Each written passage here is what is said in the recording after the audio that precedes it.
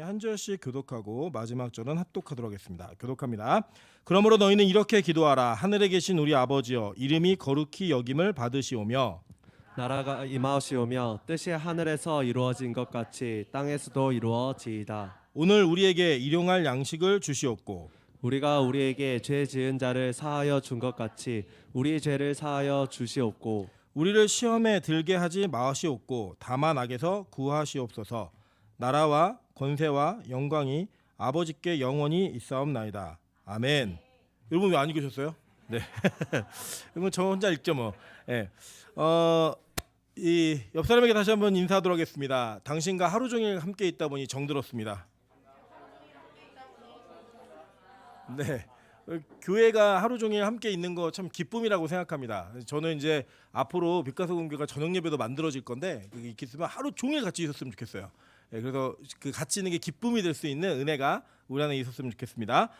오늘은 마태복음 6장 9절부터 13절까지 주기도문의 말씀을 가지고 다만악에서 구하소서라는 제목으로 하나님의 말씀을 전하도록 하겠습니다. 제가 어제 그 다만악에서 구하소서 이거를 이제 인터넷 검색을 하냐고 쳤더니 영화가 하나 뜨더라고요. 영화를 이제 봤는데 전혀 상관없는 영화를 아주 재미있게 즐겁게 시청을 했습니다. 근데 뭐 전혀 상관없는 내용인데 사실은 이 여기 보시면 그 13절에 보시면 가로 이렇게 하고 나라와 권세와 영광이 아버지께 영원히 있사옵나이다. 아멘 이렇게 돼 있잖아요. 그죠? 이 부분은 제일 오래된 마태복음 사본에는 없는 내용이에요. 그래서 이제 이 사본에 따라서 조금 차이가 있긴 한데 요 뒤에 맨 마지막에 붙은 구절은 이제 원래 주기도문에는 없었던 걸로 보시는 게 맞습니다. 그런데 이게 왜 붙었냐, 왜 이렇게 붙었냐? 그 당시에 제가 다음 시간에 또 이제 다시 나눌 텐데 유대인들에게는 기도 후에 하는 송영이라고 하는 그 구절이 있었어요. 그 문구처럼 예를 들면 우리가 그 목사님들이 설교하러 올라오시면 가끔 이렇게 할렐루야 그리고 아멘 이렇게 하시는 게 있잖아요. 그런 어떤 화답하는 형태의 송영의 형태가 모든 기도에 붙었습니다. 그래서 초대교회가 이 주기도문을 얘기한 다음에 이 송영의 부분을 붙인 게 나라와 권세와 영광이 아버지께 영원히 있사옵나이다. 이거 붙인 거예요. 아멘이라고 얘기하는 게. 그래서 사실은 예수님께서 가르치신 기도 정확한 그 워딩으로 따지면 그 기도는 여러분이 오늘 배우시는 다만악에서 구하시옵소서 이게 끝이에요. 네. 원래 예수님이 가르치신 기도는. 그리고 그 뒤에 있는 송영의 부분은 초대교회가 기도 원래 형태에 맞추어서 기도하는 과정 가운데 붙은 문구다라고 이해하시면 됩니다. 지금 우리가 그렇게 고백을 하고 있죠. 계속 주기도문 할 때. 그래서 이게 마지막 부분입니다. 마지막 부분인데 원래는 이게 우리를 시험에 들게 하지 마시옵고 다만 악에서 구하시옵소서 이게 한 문구인데 제가 일부러 나누었습니다. 시간 관계상도 있고 또 다루고 싶은 분들이 있어서 자 그렇다면 이 악에서 구하시옵소서 이게 무슨 의미일까? 어떤 기도일까? 한번 보도록 할게요. 거기 보시면 좋은 성경을 쓰시는 분들은 3번 이렇게 붙어 있을 거예요. 그죠? 악에서라는 그 단어에 성경책 안 갖고 다니시죠? 네, 성경책 갖고 다니셔야 되는데 이게 아무리 영상으로 보여지더라도 이렇게 성경책 갖고 다니시면 좋겠어요. 주일날 같은 경우는 놓고 다니셔도 됩니다. 이제 코로나가 끝났기 때문에 놓고 다니시는데 맞고 다니시면 안 돼요. 그 무슨 말이냐면 여긴 내 자리 이렇게 딱 맞고 다니시는 건 안 되고 교회에 비치해 놓고 이렇게 쓰시는 건 가능할 것 같아요. 근데 여기 보시면 이제 여러분 대부분 성경에 다 있는데요. 악에서라고 하는 게 3번이라고 해서 위에 이렇게 조그만 소 가로가 붙어 있어요. 근데 그게 뭐냐면 제가 옛날에 한번 우리 이거 경험한 적이 있는데 일용할 양식이라고 할 때 일용할에 그 소문자가 붙어 있다고 얘기했죠. 그 무슨 뜻이라고 했죠? 내일에라는 뜻처럼 악에서 구하시옵소서라고 하는 거에 이게 3번 이렇게 붙어 있고요. 악한 자에게서 이렇게 되어 있습니다. 그러니까 사실 그 해석이 어떻게 보면은 더 이 문구에 기도문을 정확하게 만드는 의미가 있는 것 같아 보여요. 이게 무슨 얘기냐면 이런 겁니다. 우리가 이 땅에 살면서 그 마귀, 사탄의 존재를 제대로 인식하고 사는 건 정말 중요합니다. 근데 이것을 잘못 오해하고 곡해하다 보면 양극단의 해석을 할 경우가 참 많아요. 그래서 한 극단은 어떤 극단이 있냐면 뭐 마귀 이런 게 어딨냐, 귀신 이런 게 어딨냐, 그런 거 뭐 전혀 없는 거다, 심리적으로 갖는 공포와 두려움이다라고 치부해버리는 기독교인들이 있고요. 또 반면에 모든 게 다 마귀, 사탄으로 이해하는 그런 교회들도 있습니다. 그래서 심지어 이제 여러분 이단된 성락교회 아시죠? 김기동 씨는 목사라고 제가 안 하는 거는 이단으로 정죄를 받았기 때문에 제가 목사라고 하지 않는 겁니다. 김기동 씨는 그 교회는 어떻게 가르치냐면 모든 게 다 마귀의 장난이에요. 그리고 여러분 재채기를 하잖아요. 애취 그러면은 우리는 아이고 감기 걸렸나 보다 이렇게 얘기하는데 너 귀신 들렸다 이렇게 얘기해요. 그 마귀를 기침 감기로 쫓는 기도를 해야 되는 거예요. 거기는 뭐 아프다, 다리가 뼈다, 넘어졌다 다 마귀 간 거예요. 그리고 그런 식으로 이해하면 우리가 어떤 오류에 빠지게 되냐면 세상이 마귀가 통치하는 거예요. 예. 이 땅인가 여러분 예를 들어 아침에 일어났는데 어깨가 결린다. 누가 한 거예요? 마귀가 한 거예요. 그러니까 마귀가 너무 억울한 거죠. 예, 자기는 안 했는데 실제로 신학교에서 진짜 있었던 일이에요. 어떤 일이 있었냐면 학생 둘이 자기 시험을 연기해달라고 중간고사를 보는데 왜 시험을 연기해야 되냐 그랬더니 자기가 귀신이 들려가지고 공부 못했다고 연기해달라고 진짜 그런 일이 있어요. 그거를 어떤 교수님이 얘기하시면서 막 분노하시는 거예요. 정말 이게 목사들이 맞냐 목사 될 사람들이 맞냐 제대로 된 신학적인 내용과 그 입장을 가지지 않은 채로 목회를 하면 그 사람들이 무슨 성도를 길러내겠느냐 이거예요. 초기에 오순절 즉 그 펜타코스틱이라고 얘기하는 순복음 교회들 있잖아요. 이런 교회들이 지역적으로 막 귀신의 이름을 붙였어요. 여러분 잘 알고 있는 피터 와그너라고 하는 이 순복음의 대가 오순절의 대가가 어떤 교리를 요 근래에 내놨냐면 지금은 이 세상을 그 마리아가 그 이제 하나님의 자리를 뺏어 가지고 거기서 전쟁을 하고 있다는 거예요. 아데미 아시죠? 아데미. 성경에 나오는 그 아데미가 하나님과 전쟁을 이루고 있다는 거예요. 그래서 그 전쟁 속에 지역마다 귀신이 어떤 귀신이 붙어 있는지를 이름을 붙여 갖고 대적하는 기도를 막 해요. 여러분 그런 영상들 가끔 보셨을 거예요. 막 귀신 내쫓으면 막 사람들 모여 가지고 막 운집해 있어 갖고 그 귀신 내쫓는 거 다 구경하고 막 이런 데 있거든요. 가지 마세요. 보지도 마세요. 예, 그게 기독교의 본질적 메시지가 아니에요, 여러분. 기독교는요 악한 마귀가 없다라고 얘기하지 않아요. 존재합니다. 이걸 무시하는 것도 잘못된 거예요. 여러분 우리가 이 땅에 사는 동안에 악한 마귀의 공격은 끊어지지 않고 여러분을 공격합니다. 왜냐하면 그들은 자신들의 운명을 알고 있기 때문에 그 운명 속에서 한 사람이라도 더 자기의 영역 아래 두기 위해서 심지어는 그가 인침받은 백성인 것을 알면서도 계속적인 공격을 한다는 거예요. 그래서 여러분 우리가 예수 믿고 구원받았다는 확신이 생기면 시험에 안 드시나요? 들잖아요. 그죠? 매번의 시험거리가 있고 매번의 유혹거리가 여러분이 막 다가오는 이유가 뭐냐면 악한 마귀가 여러분을 공격하기 때문이에요. 그리고 그 악한 마귀는 실체입니다. 실체. 제가 얼마 전에도 설교 시간에 말씀드린 게 있는데 찬수가 저한테 묻더라고요. 아빠 마귀가 진짜 있어? 마귀가 진짜 있어? 제가 설명해 줬어요. 성경에 보면 이제 성경이 아닌데 이게 잘 이해하셔야 돼요. 에녹스라고 하는 외경이 있어요. 근데 외경은 이제 뭘 이해하시면 되냐면 외경은 그 초대교회 때 돌아다니던 문서가 맞는데 이제 칼케톤 공회에서 정경은 이거다라고 결정할 때 이거는 100% 영감된 하나님의 말씀이 아니다라고 해갖고 제외시킨 성경이 있어요. 그건 이제 외경이라고 얘기하고 위경이 있어요. 위경은 뭐냐? 그 소설 쓴 거예요. 가짜예요. 예를 들면 도마복음 아시죠? 위경이에요. 이런 것들. 근데 이제 외경에는 우리가 조금 이렇게 설교를 듣거나 예화를 들었을 때 들었을 만한 이야기들이 포함된 내용들이 있어요. 예를 들면 이런 내용이에요. 예수님께서 제자들에게 야 너희 산에 올라갈 건데 돌 하나씩 들고 올라가라 이렇게 얘기해가지고 다 제자들 돌을 들고 올라가는데 베드로는 힘들까봐 조그만 돌을 갖고 올라간 거예요. 그때 예수님이 그걸로 산 위에 올라가서 빵을 만들어 줘가지고 그 빵을 먹는데 베드로만 조그만 빵을 먹은 거예요. 예수님이 그거 끝나고 나서 야 이제 내려가자라고 얘기하면서 돌 하나씩 들어 그러고 내려간 거예요. 그럼 베드로 이번에는 엄청 큰 돌을 막 지고 내려왔더니 예수님이 바다에 던져 이렇게 얘기했다는 거예요. 예, 그래서 그거를 이제 되게 웃기고 유머크가 특이하네. 예. 어쨌든 그런 내용이 있고요. 또 여러분 잘 아시는 것처럼 어떤 그 사람이 이제 그 예배당에 들어가고 싶었는데 못 들어간 거예요. 그리고 쫓겨나갖고 보니까 어떤 할아버지가 같이 이렇게 옆에 누가 앉아 있어갖고 왜 여기 앉아 계세요? 했더니 너도 못 들어갔니? 나도 못 들어갔었는데 그 예수님이었다. 뭐 이런 이야기들이 이제 이게 외경에 있는 이야기거든요. 그 중에 가장 유명하고 여러분 잘 아시는 얘기가 뭐냐면 하늘나라 천사에 대한 이야기들이에요. 그 천사에 대한 이야기가 뭐냐면 천국에 처음에 하나님이 창조를 하실 때 천사를 세 그룹으로 나누셨다. 그래서 첫째는 루시퍼에게 맡기셨고 그 다음에 미가엘, 가브리엘에게 맡기셔가지고 이 루시퍼의 담당은 찬양하는 사역이었어요. 그래서 찬양하는 루시퍼에게 3분의 1의 천사를 맡기셨고 그리고 가브리엘은 메시지를 전달하는 그 역할이었어요. 그래서 가브리엘에게 또 3분의 1을 맡기셨고 미가엘은 전투하는 그 전쟁을 하는 천사예요. 미가엘에게 또 3분의 1을 맡기셨는데 이 루시퍼가 교만해져가지고 반란을 일으킨 거예요. 그래서 반란을 일으켜가지고 쫓겨나가지고 이 땅에 내려온 게 사탄이 되었어요. 그 얘기가 어디 있냐면 에녹스라고 하는 외경에 있는 이야기입니다. 그래서 여러분이 이거 들어본 적 있으시죠? 이 이야기는 성경에 있는 얘기가 아니라 외경에 초대교회 때부터 계속 있던 이야기예요. 그래서 그걸 근거로 해서 원래 천사였던 광명한 천사같이 다가온다라고 얘기하는 게 거기서 나오는 의미거든요. 원래 천사였던 루시퍼가 그의 수하들을 데리고 하나님께 반란을 일으켰다가 땅으로 쫓겨 내려와서 이 땅에서 만들어진 존재가 바로 사탄과 그의 졸개들인 마귀인 거예요. 근데 이 마귀들은 그걸 우리에게 어떻게 드러나느냐? 마귀를 가장 잘 구경하시려면 거울을 보시면 됩니다. 예. 이게 뭐냐면 마귀가 여러분 한번 생각해 보세요. 막 맨날 피 흘리고 머리 풀어헤치고 여러분들 맨날 밤마다 나타난다. 그럼 그 마귀를 섬길까요? 그 마귀랑 친하게 지낼 수 있겠어요?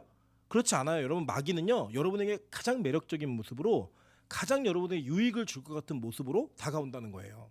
그래서 그 마귀가 가지고 있는 힘이나 능력이 뭐냐면 구원받은 백성들을 현혹해서 그 구원의 메시지로부터 즉 하나님과 예수 그리스도로부터 분리되어져 가는 삶을 이루어 가도록 자꾸 도와주는 거예요.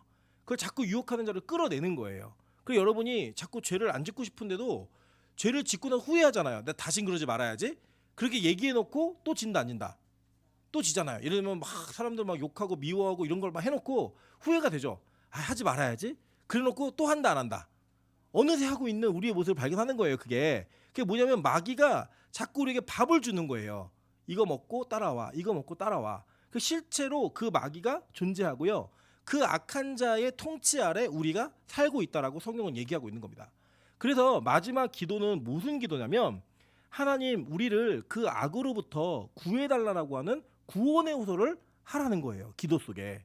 즉 우리 힘으로 마귀를 이길 수 있다 없다. 못 이긴다는 거예요. 절대 이길 수 없는 존재예요. 그렇기 때문에 우리는 예수 그리스도의 도우심과 하나님의 도우심이 없이는 이 전쟁에서 승리를 할 수 없는 존재예요. 그래서 우리가 기도를 쉬고 우리가 기도하는 생활 자체가 끊어지게 되잖아요. 그러면 절대로 마귀에게 이길 수 없어요. 그러니까 여러분 이런 거예요. 1년에 한 번도 교회 나오지 않으면서 난 그리스도인입니다 라고 얘기하는 게 맞다 틀리다. 인정할 수 없는 거예요. 그러니까 성경이 그러니까 매일매일 하는 기도를 가르치신 거거든요. 유대인들은 매일 기도를 했기 때문에 매일 하루에 3번을 기도했어요. 그래서 여러분 이슬람이 왜 5번을 기도하냐면 이슬람의 쿠란이라고 얘기하는 거를 이제 한글로도 번역이 되어 있거든요. 다운받아서 보시면요. 다 유대인들 욕하는 거예요. 유대인들보다 우리가 얼마나 낫다 이거 보여주는 거예요. 그래서 마호메트가 이제 알라에게 기도를 했더니 너는 유대인보다 기도 많이 해라. 그래 5번 하는 거예요. 걔네들은. 이 유대인 3번의 기도를 하는데 이 3번의 기도 가운데 제자들이 물은 거예요. 예수님 우리는 어떻게 기도해야 돼요? 우리는 이 3번의 기도를 할 때 기도를 어떻게 해야 되는지 좀 알려주세요 라고 얘기해서 받은 기도 문구가 이 네 문구인 거예요. 그러니까 이거는 매일 하는 기도다 아니면 가끔 주일날 한 번 하는 기도다. 매일 하는 기도다. 그 매일의 기도 속에 하나님 우리를 악으로부터 악한 자에게서부터 건져달라는 얘기를 하는 겁니다. 즉 이거는 어떤 의미가 담겨져 있는 거냐면 저와 여러분이 악한 마귀의 통치 아래 살고 있는 존재라는 거예요.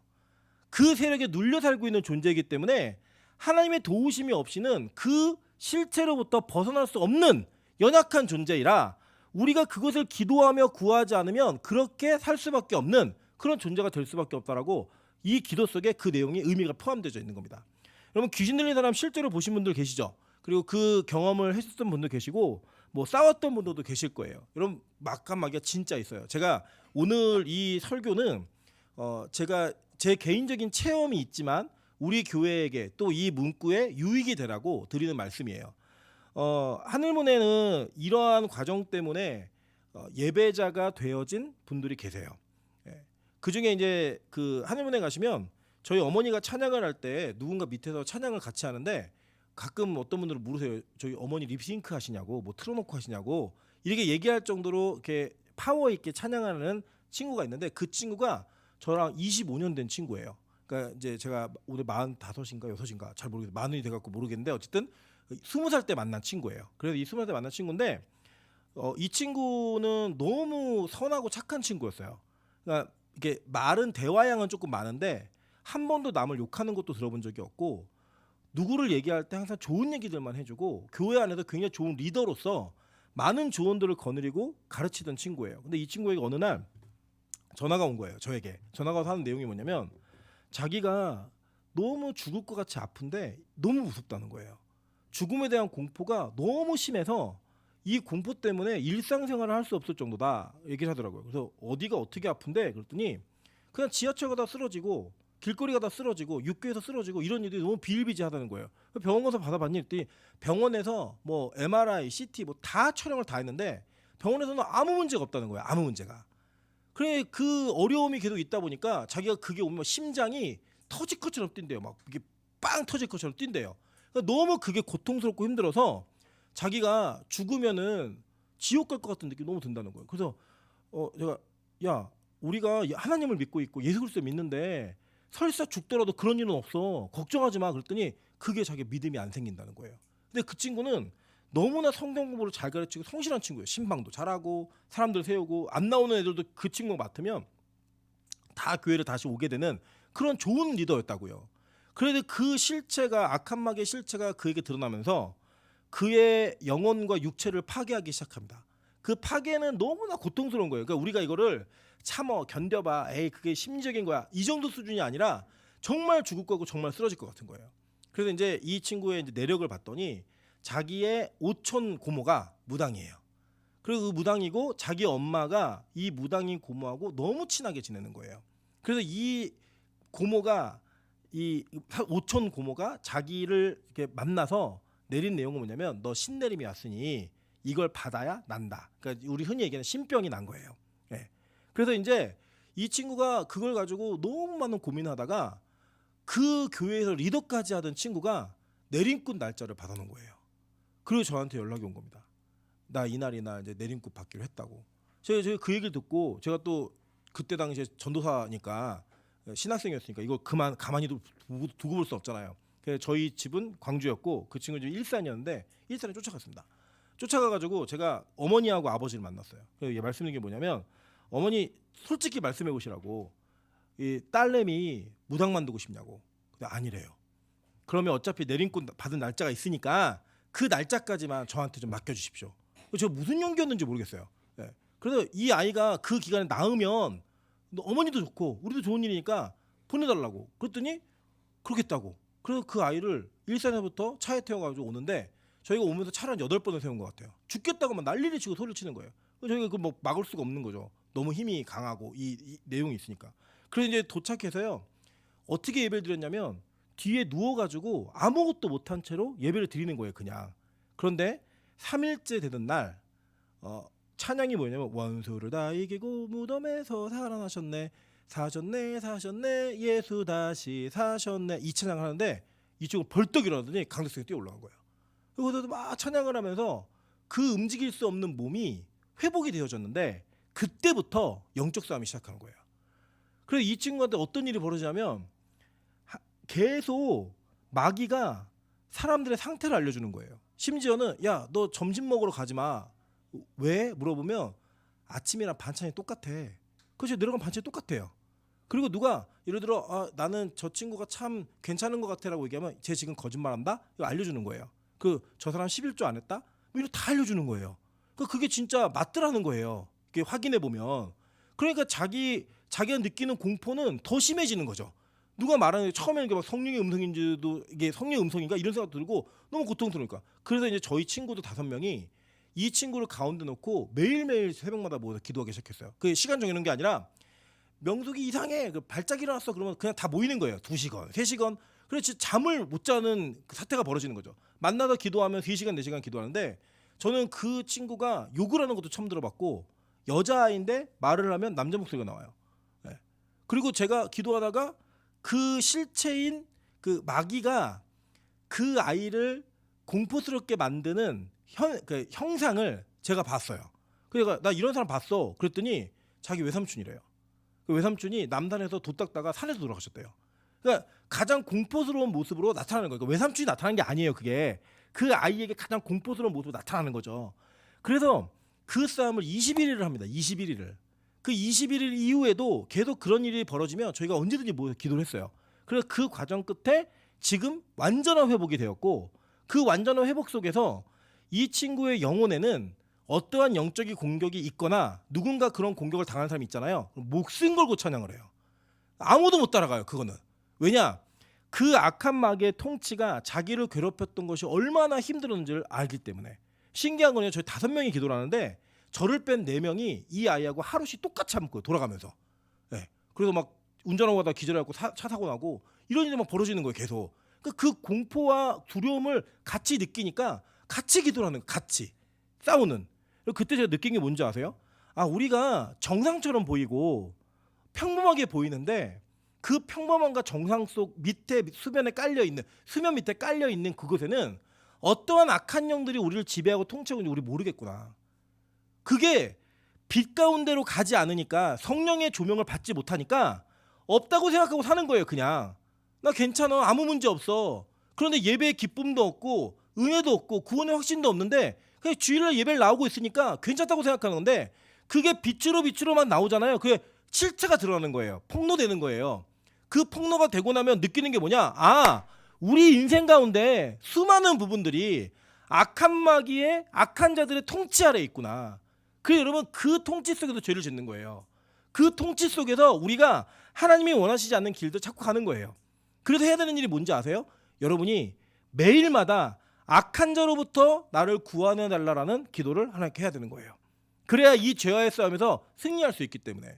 여러분 매일의 예배를 오시면서 맨날 예배를 드리시면서 예배가 편하세요? 진짜 즐거우세요? 안 그렇잖아요. 우리 마음 가운데 예배를 드리기 싫은 마음이 있다고요. 그 드리기 싫은 마음의 근원을 따져가면 우리 자신이 하나님의 통치보다는 악한 영의 통치에 익숙한 거예요. 내 육신이 편한 게 좋고 내 육신이 조금 더 쉬고 싶고 나의 육체를 버릇없이 만드는 일에 내가 동참하고 있는 거예요. 그것을 뛰어넘어야 영적인 세계로 들어갈 수 있고 그것을 뛰어넘어야 하나님의 영적 세계의 교감을 통해서 그분과의 교제가 이루어질 수 있고 그분의 통치로 들어가는데 이게 구원해달라는 얘기는 단지 그것을 건져달라는 얘기가 끝나는 게 아니에요. 그 이후에 뭐냐? 그것에서 건짐을 받아 하나님의 통치 아래로 들어가는 것. 그게 누구다? 아빠인 거예요. 우리가 한 6주 7주에 걸쳐서 이 내용을 계속 보고 있는데 첫 번째 파테르 아빠라 그랬죠. 아버지 얘기할 때 그 아버지의 관계 속으로 들어가는 양자됨이 이 기도 속에 있는 거예요.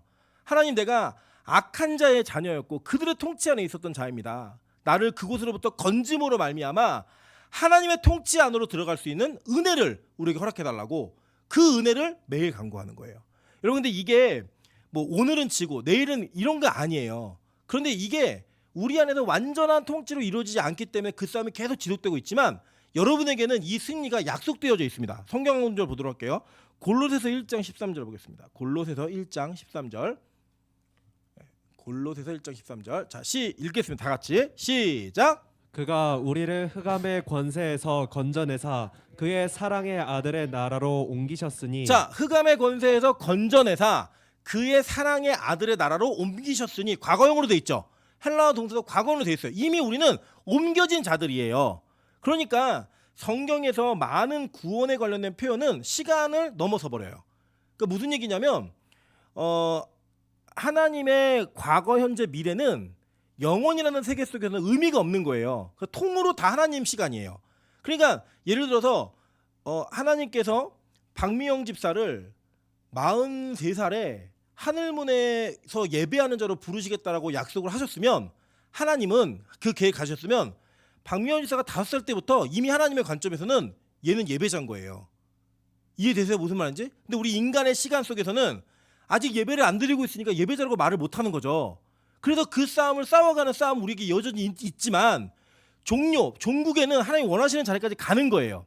더 쉽게 표현하면 아직 우리 남편은 안 믿습니다. 우리 부인은, 우리 자녀들은 교회를 안 다니고 있습니다. 그런데 하나님의 통치와 계획 속에 그 어둠의 흑암의 권세로부터 악한 자로부터 건지는 그 은혜가 그에게 작정되어 있으면 이미 그분은 옮겨진 분이라고요. 그러니까 그것을 위해서 우리가 기도하는 거. 아직 눈에 보이지 않았고 손에 잡히지 않았으니까 그걸 위해 기도하는 거예요. 하나님, 그 일이 속히 이루어지게 도와주십시오. 그리고 제가 말씀드렸죠. 하나님은 기도를 하면 주시는 분이에요? 아니면 기도할 때 준비해놓은 걸 주시는 분이에요? 기도할 때 준비했던 걸 주시는 분이에요. 그러면 예를 들어 여러분이 갑자기 남편이나 아내나 자녀들의 부모님들에 대한 기도가 양이 늘어나고 막 기도할 마음을 주신다. 그럼 뭐가 가까운 거예요? 네, 구원의 계획이 이루어질 때가 가까운 거예요. 그래서 가끔 여러분 한눈에 가면 그런 얘기 들으시잖아요. 기도 안 하는 사람 억지로 붙잡아서 기도 안 시킨다고. 왜요? 때가 안 됐으니까. 예배 안 드리는 사람 억지로 붙잡아서 예배 드리게 안 한다. 왜요? 때가 안 됐으니까. 때가 되면요 스스로 불이 붙어서 그 불 가운데 은혜의 장소로 나오게 돼 있다는 거예요.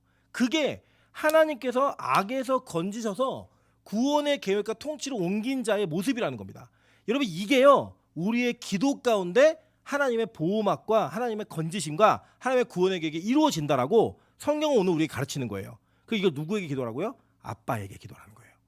아빠, 우리 이런 기도를 할 테니 나를 그 악한 자에게서부터 구해서 양자로 좀 넣어주세요.